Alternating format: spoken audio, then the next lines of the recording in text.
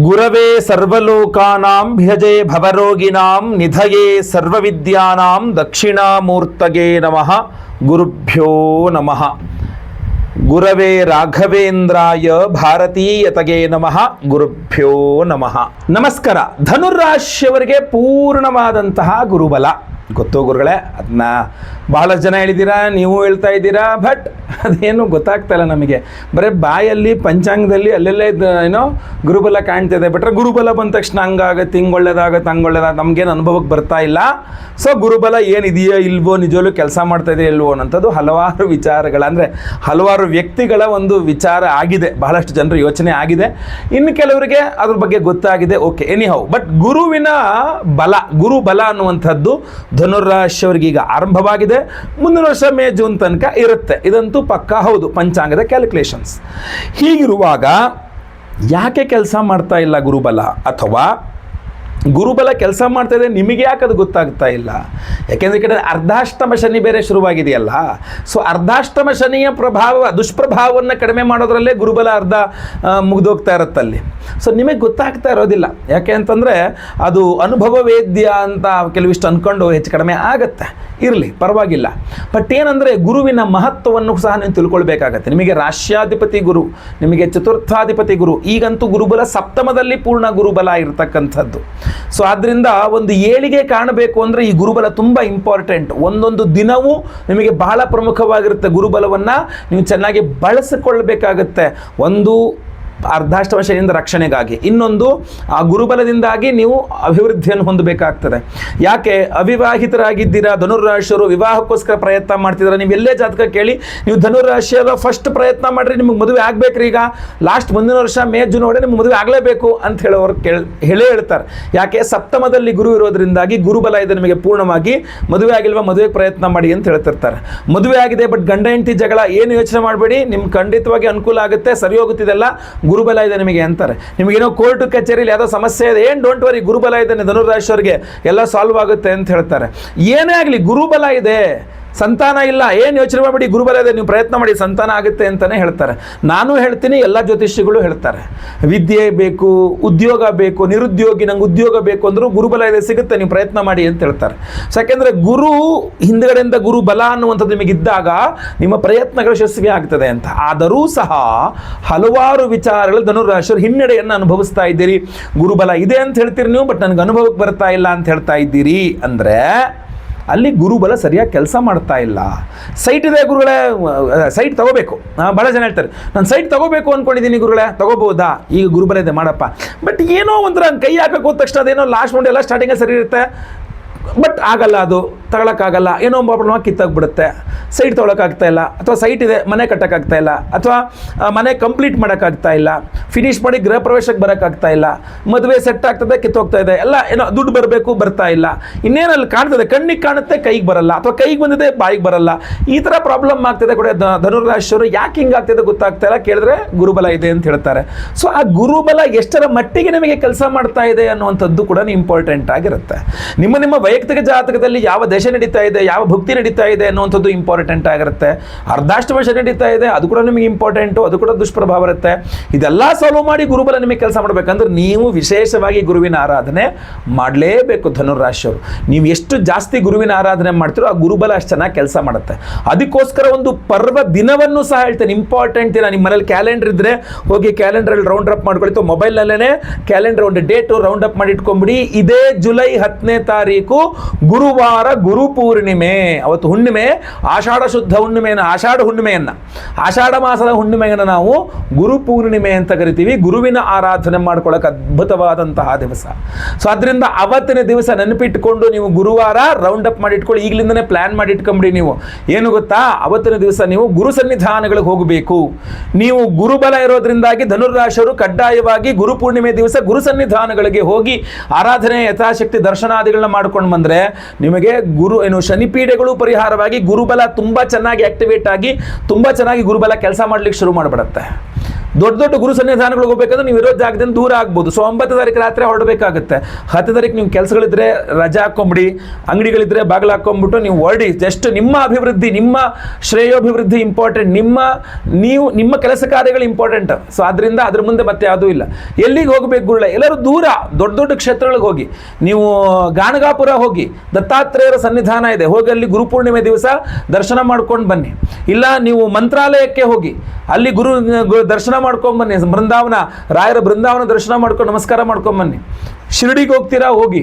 ಇಲ್ಲ ನೀವು ಸಾಗರದಲ್ಲಿ ವರದಹಳ್ಳಿ ಸದ್ಗುರು ಶ್ರೀಧರ ಸ್ವಾಮಿಗಳ ಸನ್ನಿಧಾನ, ಅವರ ಒಂದು ಸನ್ನಿಧಾನ ಇದೆ, ಅಲ್ಲಿಗೆ ಹೋಗಿ. ಇಲ್ಲ ನೀವು ಶೃಂಗೇರಿಗೆ ಹೋಗಿ, ಗುರುಮಠಗಳಿಗೆ ಹೋಗಿ, ನಿಮ್ಮ ಗುರು ಸನ್ನಿಧಾನಗಳಿಗೆ ಹೋಗಿ. ಏನು ಮಾಡಬೇಕಲ್ಲಿ? ಅಲ್ಲಿ ಊಟ ಮಾಡಬೇಕು. ಅಲ್ಲಿ ಅಮೃತಾನ್ನ ಭೋಜನ ಇರ್ತದಲ್ಲ, ಪ್ರಸಾದ ಭೋಜನ ಅಂತ ಇರುತ್ತೆ. ಗುರು ಸನ್ನಿಧಾನಗಳಲ್ಲಿ ಗುರು ಪೂರ್ಣಿಮೆಯಂದು ಗುರುಗಳ ಆ ಒಂದು ಪ್ರಸಾದ ಭೋಜನವನ್ನು ಮಾಡಿದಾಗ ನಿಮಗೆ ಸಂಪೂರ್ಣವಾಗಿ ಗುರುಗಳ ಅನುಗ್ರಹ ಆಗುತ್ತೆ. ಆ ಗುರು ಬಲ ತುಂಬ ಚೆನ್ನಾಗಿ ಕೆಲಸ ಮಾಡುತ್ತೆ. ಧನುರಾಶಿಯವರಿಗೆ ರಾಶ್ಯಾಧಿಪತಿಯ ಗುರು. ಒಳ್ಳೆಯ ಆರೋಗ್ಯ ಬೇಕು, ಒಳ್ಳೆಯ ವಿದ್ಯೆ ಬೇಕು, ತಾಯಿಯೊಂದಿಗಿನ ಒಳ್ಳೆಯ ಬಾಂಧವ್ಯ ಬೇಕು, ತಾಯಿಗೆ ಆರೋಗ್ಯ ಸರಿ ಹೋಗಬೇಕು, ನಿಮ್ಮ ಹಾಗೂ ನಿಮ್ಮ ತಾಯಿ ನಡುವೆ ಜಗಳ ಮನಸ್ತಾಪಗಳಿರಬಾರದು. ವಿವಾಹಿತ ಧನುರಾಶಿಯ ಸ್ತ್ರೀಯರಿಗೆ ತವರು ಮನೆಯಿಂದ ಅನುಕೂಲ ಸಿಗಬೇಕು, ಆ ಬಾಂಧವ್ಯ ಚೆನ್ನಾಗಿರಬೇಕು. ಗುರು ಬೇಕು, ಎಲ್ಲ ಕಡೆ ಗುರು ಬೇಕು. ವಿದ್ಯಾರ್ಥಿನಿಯು ಒಳ್ಳೆ ವಿದ್ಯೆ ಬೇಕು, ಧನುರಾಶಿಯವರಿಗೆ ಚತುರ್ಥಾಧಿಪತಿ ಗುರು ಆಗ್ತಾನೆ, ಗುರು ಬೇಕು. ನಿಮಗೆ ರಾಶ್ಯಾಧಿಪತಿಯೇ ಗುರು, ಆರೋಗ್ಯ ಸರಿ ಇರಬೇಕು ನಿಮಗೆ ಅಂದ್ರೂ ಗುರು ಬಲ ಬೇಕು. ಅರ್ಧಾಷ್ಟಮ ಶನಿಯಿಂದ ನಿಮಗೇನು ತೊಂದರೆ ಆಗಬಾರ್ದು ಅಂತಂದರೆ ಗುರು ಬೇಕು. ಸೊ ಅದರಿಂದ ಬಹಳ ಇಂಪಾರ್ಟೆಂಟ್ ಆಗಿ ಇಂತಹ ದಿನಗಳಲ್ಲಿ ಗುರು ಸನ್ನಿಧಾನಗಳಿಗೆ ಹೋಗಿ ಬನ್ನಿ. ಇಲ್ಲ ಅಲ್ಲಿ ತುಂಬ ರಶ್ ಇರುತ್ತೆ, ಒಳ್ಳೆ ನಮ್ಮ ಕೈಲಿ ಹೋಗೋಕ್ಕಾಗಲ್ಲ, ಬೇರೆ ಇನ್ನೊಂದೇನಾದ್ರು ಹೇಳಿ ಅಲ್ಲಿಗೆ ಹೋಗ್ತೀವಿ ನಾವು ಅಂತಂದರೆ, ನೀವು ಯಾವುದೋ ಒಂದು ಜನಾಂಗಕ್ಕೆ ಸೇರಿರ್ತೀರಿ. ನಿಮ್ಮ ಜನಾಂಗದ ಗುರುಮಠ ಅಂತ ಇರುತ್ತೆ. ಸೊ ನೀವು ಯಾವ ಕ್ಯಾಸ್ಟ್ ಅಥವಾ ಏನಿದ್ರಿದ್ರ ನಿಮ್ಮದೊಂದು ಜನಾಂಗ, ಆ ಜನಾಂಗಕ್ಕೆ ಒಂದು ಗುರುಮಠ ಅಂತ ಇರುತ್ತೆ. ಸೊ ನಿಮ್ಮ ಜನಾಂಗದ ಗುರುಮಠ ಒಂದು ಕಡೆ ಮಠ ಅಂತ ಇರುತ್ತೆ, ಅಲ್ಲಿ ಗುರುಗಳು ಅಂತ ಇರ್ತಾರೆ. ಅವರು ಈ ಸಂಸಾರದಿಂದ ಸನ್ಯಾಸತ್ವವನ್ನು ತೆಗೆದುಕೊಂಡು ಕಾವಿಯನ್ನು ಧರಿಸಿಕೊಂಡು ಒಂದು ಹೊತ್ತು ಊಟ ಮಾಡಿಕೊಂಡು ನಿಮ್ಮ ಈ ಜನಾಂಗದವರ ಶ್ರೇಯೋಭಿವೃದ್ಧಿಗೋಸ್ಕರವಾಗಿ ಹಗಲಿರುಳು ತಪಸ್ಸನ್ನು ಮಾಡ್ತಾ ಇರ್ತಾರೆ. ಸೊ ಆ ಗುರು ಸನ್ನಿಧಾನಗಳಿಗೆ ಅಲ್ಲಿಗೆ ಹೋಗಿ, ನಿಮ್ಮ ಗುರುಮಠಗಳಿಗೆ ಹೋಗಿ, ಅಲ್ಲಿ ಹೋಗಿ ಗುರುಗಳಿಗೆ ಏನಾದರೂ ಒಂದು ಸಮರ್ಪಣೆ ಮಾಡಿ, ವಸ್ತ್ರವೋ ಹಣ್ಣು ಹೂವು ಏನೋ ಒಂದು ನಿಮ್ಮ ಕೈಲಾಗಿದ್ದು ಸಮರ್ಪಣೆ ಮಾಡಿ, ಗುರುಗಳ ಪಾದಪೂಜೆ ಮಾಡಿ, ಗುರುಗಳ ಕಾಲಿಗೆ ಬಿದ್ದು ನಮಸ್ಕಾರ ಮಾಡಿ, ಗುರುಗಳಿಂದ ಒಂದು ಅನುಗ್ರಹ ಮಂತ್ರಾಕ್ಷತೆಯನ್ನು ಪಡೀರಿ, ಒಂದು ಆಶೀರ್ವಾದ ತಗೊಳ್ಳಿ ಗುರುಗಳದು. ಗುರು ಪೂರ್ಣಿಮೆಯಂದು ನಿಮ್ಮ ಗುರುಮಠದ ನಿಮ್ಮ ಕುಲಗುರುಗಳ ಆಶೀರ್ವಾದ ನಿಮ್ಮ ಮೇಲೆ ಬಂತು ಅಂತಂದರೆ ನಿಮಗೆ ಗುರುಬಲ ತುಂಬ ಚೆನ್ನಾಗಿ ಆ್ಯಕ್ಟಿವೇಟ್ ಆಗಿಬಿಡುತ್ತೆ. ತುಂಬ ಚೆನ್ನಾಗಿ ಗುರುಬಲ ನಿಮಗೆ ಕೆಲಸ ಮಾಡಲಿಕ್ಕೆ ಶುರು ಮಾಡಿಬಿಡುತ್ತೆ. ಇನ್ನು ಕೆಲವು ಇರ್ತಾರೆ, ನನಗೆ ಗುರುಮಠ ಇಲ್ಲ ಅಂತಲೋ ಅಥವಾ ಇದ್ರೂ ನಂಗೆ ಹೋಗೋ ಪರಿಸ್ಥಿತಿಲಿಲ್ಲ, ದೂರ ಹೋಗೋಕ್ಕಾಗಲ್ಲ, ನಮ್ಮ ಏರಿಯಾದಲ್ಲಿ ಏನಾದ್ರು ಒಂದು ಹೇಳಿ ಗುರುಗಳೇ ನಾನು ಖಂಡಿತ ಅದು ಮಾಡ್ತೀನಿ ಅಂತಂದರೆ, ನಿಮ್ಮ ಏರಿಯಾದಲ್ಲಿ ಏನಾದ್ರು ರಾಘವೇಂದ್ರ ಸ್ವಾಮಿ ಮಠ ಇದ್ದರೆ ಅಥವಾ ಸಾಯಿಬಾಬಾ ಟೆಂಪಲ್ ಇದ್ದರೆ, ದತ್ತಾತ್ರೇಯರ ದೇವಸ್ಥಾನ ಇದ್ದರೆ, ಹೀಗೆಲ್ಲ ರೌಂಡ್ ಅಪ್ ಮಾಡಿ ಇಟ್ಕೊಳ್ಳಿ. ಜುಲೈ 10ನೇ ತಾರೀಕು ಗುರುವಾರ ದಿವಸ ಬೆಳಗ್ಗೆ ಎದ್ದು ಸ್ನಾನ ಮಾಡಿಕೊಂಡು ಉಪವಾಸ, ಈ BP ಶುಗರ್ ಇದ್ರೂ ಉಪವಾಸ ಅಂತ ಹೇಳೋಕ್ಕಾಗಲ್ಲ, ಮಾಡೋದು ಬೇಡ. ಬಟ್ ಇಲ್ಲೋದ್ರೂ ಶಕ್ತಿ ಇದ್ದರೆ ಮಾತ್ರ, ಅನುಕೂಲ ಇದ್ದರೆ ಮಾತ್ರ ಬೆಳಗ್ಗೆ ಎದ್ದು ಸ್ನಾನ ಮಾಡಿಕೊಂಡು ಏನೂ ತಿನ್ನದೆ ಏನೂ ಕುಡಿಯದೆ ಫಸ್ಟು ರಾಘವೇಂದ್ರ ಸ್ವಾಮಿ ಮಠಕ್ಕೋ ಸಾಯಿಬಾಬಾ ಟೆಂಪಲ್ಗೋ ದತ್ತಾತ್ರೇಯ ದೇವಸ್ಥಾನಕ್ಕೆ ಹೋಗಿ ಅಲ್ಲಿ ಪ್ರದಕ್ಷಿಣೆ, ನಮಸ್ಕಾರ, ಪೂಜೆ, ಅಭಿಷೇಕ ಏನಾಗುತ್ತೋ ಒಂದು ಅರ್ಚನೆ ಮಾಡಿಸಿ ಅಲ್ಲಿ, ಆಯಿತಾ. ಜೊತೆಗೆ ಒಂದು ಅರಿಶಿನ ಬಣ್ಣದ ವಸ್ತ್ರದಲ್ಲ 1 kg 2 kg ಕಡಲೆಕಾಳು ಹಾಕಿ ಗಂಟು ಕಟ್ಟಿ ಒಂದು ವೀಳ್ಯದೆಲೆ ದಕ್ಷಿಣೆ, ತೆಂಗಿನಕಾಯಿ ಪ್ರತಾಂಬಲೊಂದಿಗೆ ಅಲ್ಲಿ ಪುರೋಹಿತರಿಗೆ ಅಥವಾ ಅಲ್ಲಿ ಸಮರ್ಪಣೆ ಮಾಡಿ ಬನ್ನಿ, ಪ್ರಾರ್ಥನೆ ಮಾಡ್ಕೊಂಡು ಬನ್ನಿ, ಆಯ್ತಲ್ಲ. ಅವತ್ತಿನ ಇಡೀ ದಿವಸ ಜುಲೈ 10 ತಾರೀಕು ಅವತ್ತು ಇಡೀ ದಿವಸ ನಾನ್ ವೆಜ್ ತಿನ್ನಂಗಿಲ್ಲ. ಅವತ್ತು ಇಡೀ ದಿವಸ ಆನಿಯನ್ ಕಾರ್ಲಿಕ್ ಅಂದರೆ ಈರುಳ್ಳಿ ಬೆಳ್ಳುಳ್ಳಿ ತಿನ್ನಂಗಿಲ್ಲ. ಅವತ್ತಿನ ದಿವಸ ನೋ ಎಗ್, ಅವೆಲ್ಲ ಏನೂ ತಿನ್ನಂಗಿಲ್ಲ. ನಾನ್ ವೆಜಿಟೇರಿಯನ್ ನಾನು ಹೇಳ್ತಾರಂಥದ್ದು. ಪ್ಯೂರ್ ವೆಜಿಟೇರಿಯನ್ ಅವರು ಈರುಳ್ಳಿ ಬೆಳ್ಳುಳ್ಳಿ ತಿನ್ನಬೇಡಿ. ಅವತ್ತು ಗುರುವಾರ, ಗುರುಪೂರ್ಣಿಮೆ, ವರ್ಷಕ್ಕೊಂದೇ ದಿವಸ. ಅವತ್ತಿನ ದಿವಸ ಗುರುಗಳ ಹೆಸರು ಹೇಳ್ಕೊಂಡು, ನಿಮಗೆ ಇಷ್ಟವಾದ ನಿಮ್ಮ ಗುರುಗಳ ಹೆಸರು ಹೇಳ್ಕೊಂಡು ಅವತ್ತಿನ ದಿವಸ ಒಂದು ಹೊತ್ತು ಉಪವಾಸ ಮಾಡಿ, ಇನ್ನು 2 ಹೊತ್ತುಗಳಲ್ಲಿ ನೀವು ಹಣ್ಣು ತಿನ್ನಿ, ಚಪಾತಿ, ಉಪ್ಪಿಟ್ಟು ಏನೋ ಒಂದು ಮಾಡ್ಕೊಂಡು ತಿನ್ನಿ, ಅದಕ್ಕೆ ಈರುಳ್ಳಿ ಬೆಳ್ಳುಳ್ಳಿ ಹಾಕಬೇಡಿ ಅಷ್ಟೇ. ಸೊ ಗುರುವಿನ ಸ್ಮರಣೆ ಮಾಡಿಕೊಂಡು ಮಾಡ್ಬೋದು. ಇನ್ನು ಅಲ್ಲಿಗೂ ಎಲ್ಲಿಗೂ ಹೋಗೋಕ್ಕಾಗಲ್ಲ ಗುರುಗಳೇ, ಮನೆಯಲ್ಲೇ ಮಾಡ್ಬೋದು. ನೀವು ಮನೆಯಲ್ಲಿ ಬೆಳಗ್ಗೆ ಎದ್ದು ಸ್ನಾನ ಮಾಡಿಕೊಂಡು ನೀವು ಸ್ತೋತ್ರಮಾಲಾ ಅಂತ ಆ್ಯಪ್ ಇರುತ್ತೆ, ಡೌನ್ಲೋಡ್ ಮಾಡಿಕೊಂಡು ಗುರುಗ್ರಹದ ಅಷ್ಟೋತ್ತರ ಪಠನೆ ಮಾಡಿ, ದತ್ತಾತ್ರೇಯರ ವಜ್ರಕವಚ ಸ್ತೋತ್ರಾದಿ ದತ್ತಾತ್ರೇಯ ಸ್ತೋತ್ರಗಳನ್ನು ಪಠನೆ ಮಾಡಿ, ಅಥವಾ ರಾಘವೇಂದ್ರ ಸ್ವಾಮಿ ಸ್ತೋತ್ರಗಳನ್ನು ಪಠನೆ ಮಾಡಿ. ಆದ್ರೆ ಗುರುವಿನ ಧ್ಯಾನದಲ್ಲಿರ್ಬೇಕು ನೀವು. ಇದ್ದಾಗ ಏನಾಗುತ್ತೆ, ನಿಮಗೆ ಆ ಗುರುಬಲ ತುಂಬ ಚೆನ್ನಾಗಿ ಕೆಲಸ ಮಾಡುತ್ತೆ. ಅರ್ಥ ಆಯ್ತಾ? ಸೊ ಜುಲೈ 10ನೇ ತಾರೀಕು ಬಹಳ ಇಂಪಾರ್ಟೆಂಟ್. ಅವತ್ತು ನೀವು ಎಷ್ಟು ಗುರುವಿನ ಆರಾಧನೆ ಮಾಡಿದ್ರೆ ಅಷ್ಟು ಒಳ್ಳೆಯದು. ಸರ್ ನನಗೆ ಕೆಲಸಕ್ಕೆ ಹೋಗಬೇಕು, ನನಗೆ ಬಿಸ್ನೆಸ್ ಇದೆ, ನನಗೆ ಅಂಗಡಿಗೆ ಹೋಗಬೇಕು, ನನಗೆ ಫ್ಯಾಕ್ಟ್ರಿಲಿ ಕುತ್ಕೋಬೇಕು, ನನಗೆ ಒಂದು ದಿವಸನೂ ಪುರ್ಸೊತ್ತಿಲ್ಲ, ಈ ಥರ ಏನೇ ಇದ್ರೂ ಕೂಡ ಅವತ್ತೊಂದು ದಿವಸ ಪುರ್ಸೊತ್ತು ಮಾಡ್ಕೊಳ್ಳಿ. ಇಲ್ಲ ನಿಮ್ಮ ಕೈಲಿ ಏನೂ ಆಗಲ್ಲ, ಅಥವಾ ನಿಮ್ಮ ಕೈಲಿ ಆಗುತ್ತೆ ಬಟ್ ಇನ್ನೂ ಏನಾದ್ರು ಒಂದು ಪವರ್ಫುಲ್ ಆಗಬೇಕು, ಗುರು ಬಲ ಕೆಲಸ ಮಾಡಬೇಕು. ಗುರು ಬಹಳ ಇಂಪಾರ್ಟೆಂಟ್. ನನಗೆ ಗೊತ್ತಾಗ್ತಾ ಇದೆ, ನೀವು ಹೇಳ್ದಂಗೆ ಆಗ್ತಾ ಇದೆ. ಸೊ ಅದರಿಂದ ಗುರುಬಲ ಇದ್ರೂ ನನಗೆ ಸಾಕಾಗ್ತಾ ಇಲ್ಲ, ನನಗೆ ಇನ್ನೂ ಗುರುಬಲ ಚೆನ್ನಾಗಿ ಆಕ್ಟಿವೇಟ್ ಆಗಿ ಕೆಲಸ ಮಾಡಬೇಕು ಅಂದರೆ ವಿಶೇಷವಾದ ಪರಿಹಾರ ನಾವು ನಿಮಗೋಸ್ಕರ ಮಾಡ್ತಿರುವಂಥದ್ದು ಏನಪ್ಪ ಅಂತಂದ್ರೆ, ಜುಲೈ 10ನೇ ತಾರೀಕು ಗುರುವಾರ ಗುರುಪೂರ್ಣಿಮೆಯ ದಿವಸ ನಿಮ್ಮೆಲ್ಲರ ಗುರುದೋಷಗಳು ಪರಿಹಾರವಾಗಿ ಗುರುಬಲ ನಿಮಗೆ ಪ್ರಾಪ್ತಿ ಅಂದರೆ ಸಿಗಬೇಕು ಅನ್ನುವ ಕಾರಣಕ್ಕೆ ಕಣ್ಣಿಗೆ ಕಾಣಿಸದೆ ಕೈಗೆ ಸಿಗ್ತಾ ಇಲ್ಲ ಅಂತಲೋ, ಅಥವಾ ಕೈಗೆ ಬಂದಿದ್ದು ಬಾಯಿಗೆ ಬರ್ತಾ ಇಲ್ಲ ಅವಕಾಶಗಳು ಅನ್ನೋ ರೀತಿಯಲ್ಲೋ, ಏನೋ ನಮ್ಗೆ ಒಟ್ಟಾಗಿ ಗುರುಬಲ ಕೆಲಸ ಆಗಲಿಕ್ಕೆ ಕೆಲಸ ಮಾಡೋಕ್ಕೆ ಶುರು ಮಾಡಿಬಿಡ್ಬೇಕು, ಅಥವಾ ಗುರುಬಲ ಕಳ್ಕೊಂಡಿದ್ರು ಕೂಡ ಗುರುಬಲ ಇಲ್ಲದೇ ಇದ್ರು ಗೋಚಾರದಲ್ಲಿ ಬಟ್ ಗುರುವಿನ ಅನುಗ್ರಹ ಚೆನ್ನಾಗಿ ಸಿಗಬೇಕು ಅನ್ನೋವಂಥವರಿಗೆ ನಮ್ಮ ಯಾಗಶಾಲೆಯಲ್ಲಿ ಬಹಳ ವಿಶೇಷವಾಗಿ ಸಹಸ್ರ ಗುರು ಶಾಂತಿ ಹೋಮವನ್ನು ಮಾಡ್ತಾ ಇದ್ದೇವೆ. 1008 ಸಂಖ್ಯೆಯಲ್ಲಿ ಗುರುಗ್ರಹಕ್ಕೆ ಹೋಮವನ್ನು ಮಾಡ್ತಾ ಇದ್ದೇವೆ. ಅಷ್ಟೇ ಅಲ್ಲ, ಗುರು ದತ್ತಾತ್ರೇಯರ ಹೋಮವನ್ನು ಸಹ ಮಾಡ್ತಾ ಇದ್ದೇವೆ. ಸಹಸ್ರ ಗುರು ಶಾಂತಿ ಹೋಮ, ಗುರು ದತ್ತಾತ್ರೇಯ ಹೋಮವನ್ನು ಮಾಡಿ, ಯಾಕೆಂದರೆ ಗುರುಪೂರ್ಣಿಮೆ ವಿಶೇಷವಾಗಿ ಈ ಗುರುಪಾದುಕೆಗಳು ಅನ್ನೋ ರೀತಿಯಲ್ಲಿ 2 ಪಾದುಕೆಗಳನ್ನು ನಿಮಗೆ ಕಳಿಸ್ಕೊಡ್ತೇವೆ. ನಿಮಗೆ ಸ್ಕ್ರೀನ್ ಮೇಲೆ ಸಹ ಕಾಣಬಹುದು.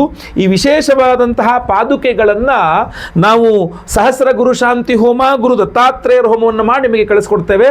ನಿಮ್ಮ ದೇವರ ಮನೆಯಲ್ಲಿ ಈ ಗುರುಪಾದುಕೆ, ಯಾಕಂದರೆ ಗುರುಪೂರ್ಣಿಮೆಯ ದಿವಸ ಗುರುವಾರ, ಗುರುಪೂರ್ಣಿಮೆಯ ದಿವಸ ಗುರು ಶಾಂತಿ ದತ್ತಾತ್ರೇಯರ ಹೋಮಗಳನ್ನೇ ಮಾಡಿ ಎನರ್ಜೈಸ್ ಆದಂತಹ ಪಾದುಕೆಗಳು ನಿಮ್ಮ ಮನೆಯಲ್ಲಿದ್ದಾಗ ಗುರುವಿನ ಅನುಗ್ರಹ ತುಂಬ ಚೆನ್ನಾಗಿ ಸಿಗುತ್ತದೆ ಅನ್ನುವಂತಹ ಕಾರಣಕ್ಕೆ ಖಂಡಿತವಾಗಿ ಈ ಗುರುಪಾದಗಳು ನಿಮ್ಮ ಮನೆಯಲ್ಲಿರಲಿ. ಮಂತ್ರಾಕ್ಷತೆಯನ್ನು ಹಾಕಿ ಕಳಿಸ್ಕೊಡ್ತೇವೆ ನಿಮಗೆ. ಖಂಡಿತವಾಗಿ ಗುರುಪಾದಗಳನ್ನ ನಿಮ್ಮ ಮನೆಯಲ್ಲಿರಿ. ಅಷ್ಟೇ ಅಲ್ಲ, ಬರೀ ಗುರುಪಾದಕೆಗಳನ್ನು ಕೊಡ್ತಾ ಇರ್ತಂದು ಸಹಸ್ರ ಗುರು ಶಾಂತಿ ಹೋಮ ಅಷ್ಟೇ ಅಲ್ಲ, ಇನ್ನೂ ಬಹಳ ವಿಶೇಷವಾದಂಥ ಹೋಮಗಳನ್ನು ಮಾಡ್ತಾ ಇದ್ದೇವೆ. ಸ್ವರ್ಣಾಕರ್ಷಣ ಭೈರವ ಹೋಮ ಅಂದ್ರೆ ನೀವು ಅಡಮಾನ ಇಟ್ಟಂತಹ ಬಂಗಾರವು ಬಿಡಿಸ್ಕೊಂಡು ಬರುವಂಗಾಗಿರ್ಬೇಕು, ಕಳ್ಕೊಂಡ ಬಂಗಾರ ಮರಳಿ ಪಡ್ಕೊಳ್ಳುವಂಗಾಗಬೇಕು, ಅಥವಾ ನೀವು ಸಂಪಾದನೆ ಮಾಡೋರು ಬಂಗಾರಾದಿಗಳನ್ನ ಸಂಪಾದನೆ ಮಾಡಬೇಕು. ಇವತ್ತು ಗ್ರಾಮ್ ಬಂಗಾರ 9-10 ಸಾವಿರ ದಾಟ್ಕೊಂಡು ಹೋಗ್ತಾ ಇದೆ. ಸೊ ಬಂಗಾರವನ್ನು ಸಂಪಾದನೆ ಮಾಡುವ ಆ ಒಂದು ಅನುಕೂಲಗಳು ನಿಮಗೆ ಸಿಗಬೇಕು ಅನ್ನುವ ಕಾರಣಕ್ಕೆ ಸ್ವರ್ಣಾಕರ್ಷಣ ಭೈರವ ಹೋಮ ಅಂತ ಮಾಡ್ತಾ ಇದ್ದೇವೆ.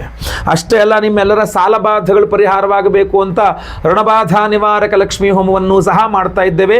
ಆಶ್ಲೇಷ ಬಲಿ ಪೂಜೆ, ಸರ್ಪಶಾಂತಿ ಹೋಮ, ಸಂತಾನ ಗೋಪಾಲಕೃಷ್ಣ ಹೋಮ, ಎಲ್ಲ ವಿಶೇಷವಾದ ಹೋಮಗಳಿದೆ. ಈ ಎಲ್ಲ ವಿಶೇಷವಾದಂತಹ ಹೋಮಗಳೆಲ್ಲ ಎನರ್ಜೈಸ್ ಮಾಡ್ತಕ್ಕಂಥ ಬಹಳ ವಿಶೇಷವಾದ ಪ್ರಸಾದ ಧನಾಕರ್ಷಕ ಮಣಿ.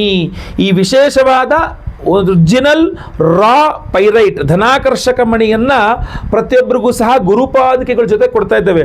ಸೊ ಬಹಳ ವಿಶೇಷವಾಗಿ ಜುಲೈ 10ನೇ ತಾರೀಕು ಗುರುವಾರ ಗುರುಪೂರ್ಣಿಮೆ ದಿವಸ ಸಹಸ್ರ ಗುರು ಶಾಂತಿ ಗುರು ದತ್ತಾತ್ರೇಯ ಹೋಮವನ್ನು ಮಾಡಿ ಗುರುಪಾದಿಕೆಗಳನ್ನು ಅದರ ಸಹಿತವಾಗಿ ನಾವು ಸ್ವರ್ಣಾಕರ್ಷಣ ಭೈರವ ಹಾಗೂ ವಿಶೇಷವಾದ ಋಣಬಾಧ ಅಂದರೆ ನಿಮಗೆಲ್ಲ ಸಾಲಬಾಧೆಗಳ ಪರಿಹಾರಕ್ಕೆ ಋಣಬಾಧಾ ನಿವಾರಕ ಲಕ್ಷ್ಮೀ ಹೋಮವನ್ನು ಮಾಡಿ ವಿಶೇಷವಾದ ಈ ಧನಾಕರ್ಷಕ ಮಣಿ ನಿಮ್ಮ ವ್ಯಾಪಾರಾಭಿವೃದ್ಧಿಗಳಾಗಬೇಕು ಅಂತ ಧನಾಕರ್ಷಕ ಮಣಿ ರಾ ಪೈರೇಟ್ ನಿಮಗೆ ಕೊಡ್ತಾ ಇದ್ದೇವೆ. ನಿಮಗೆ ನಿಮ್ಮಲ್ಲಿ ಇಟ್ಕೊಳ್ಳೋಕ್ಕಾದ್ರೆ ನೀವು ಕ್ಯಾಶ್ ಬಾಕ್ಸಲ್ಲಿ ಇಟ್ಕೊಳ್ಬಹುದು, ದುಡ್ಡಿನ ಜೊತೆಗೆ ನಿಮ್ಮ ಲಾಕರಲ್ಲಿ ಇಟ್ಕೊಳ್ಬಹುದು, ದೇವ್ರ ಮನೇಲಿ ಇಟ್ಕೊಳ್ಬಹುದು. ಅದ್ಭುತವಾದ ಪರಿಹಾರ.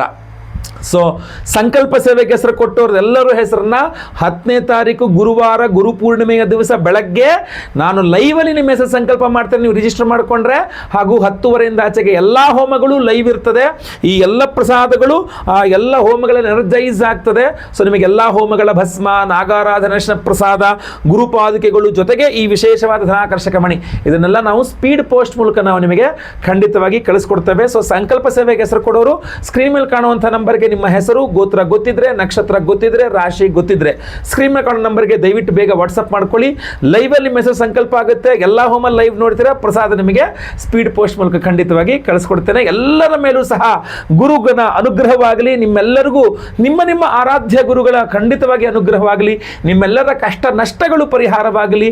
ಗುರು ಬಲ ಇರೋರಿಗೆ ಗುರುಬಲ ಚೆನ್ನಾಗಿ ಕೆಲಸ ಮಾಡಲಿ.